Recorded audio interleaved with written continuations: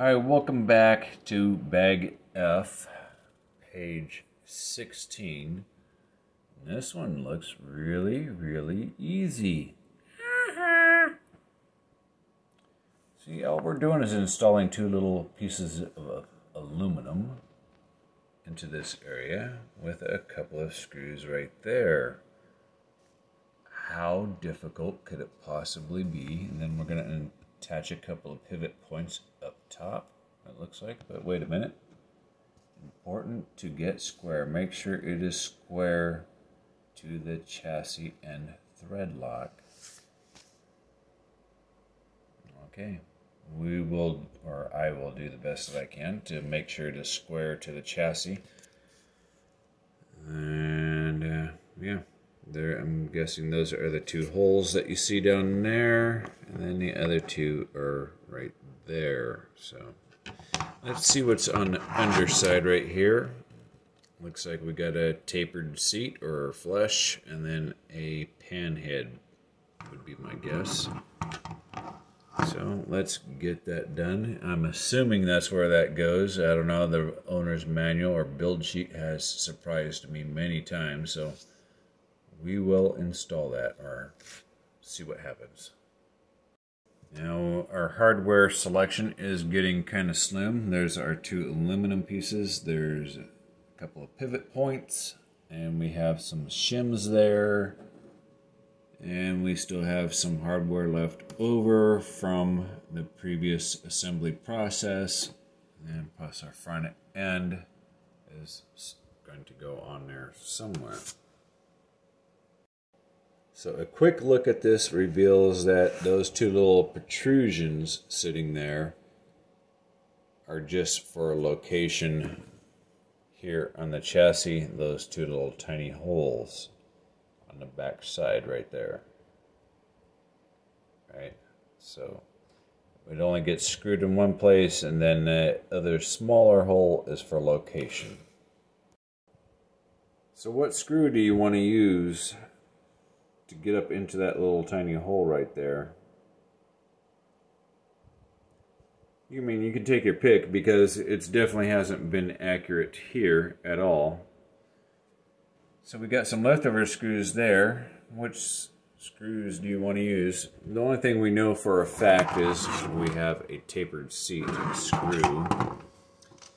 We know this is the locator, and it looks like if we go by height, that one might just do it, depending on how far they drilled the hole in here.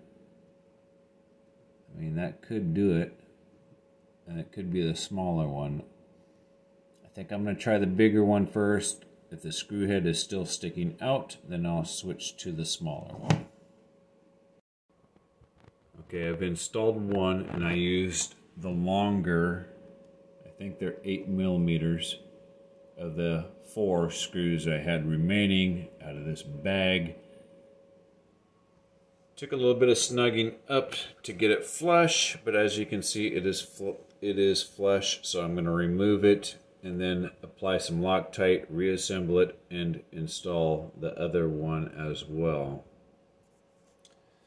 We don't want to focus. Never mind, I take that back. Before I even remove it, I was just messing around with it. Focus. You can see there's a little air gap there. So that tells me I need to go with a smaller screw and use some Loctite. Why don't you focus, smart camera? If I remember right, when I was looking at the Charisma website, you can have this kit professionally built for you for about another $300 US. I could be wrong on the exact amount, but the kit basically $400, and I think for $700 and some change total, you can have this built by one of their senior master technicians. I'll tell you what, I will build your kit, if you got one of these, for as long as I'm alive anyway.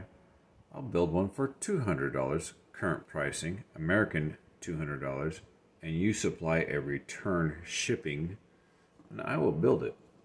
and I will send it back to you. No electronics installed, just the kit as you get it. I will build it and you can install your own electronics. How about that? Because everything is very well explained in here. Very well explained. But needless to say, I'm very pleased so far with the mechanical feel, the bits, the articulation, and how things are moving along, the quality of the materials used, how things feel in my fingers. I mean, no sharp edges, everything is nice and smooth. It's just a build sheet that's totally fucked up, and that's probably why they want to charge you so much money for somebody to assemble it for you. So I'm guessing these things are some sort of range limiter, so how far your axle can tilt up or down one way or the other, and then we have up and down, of course.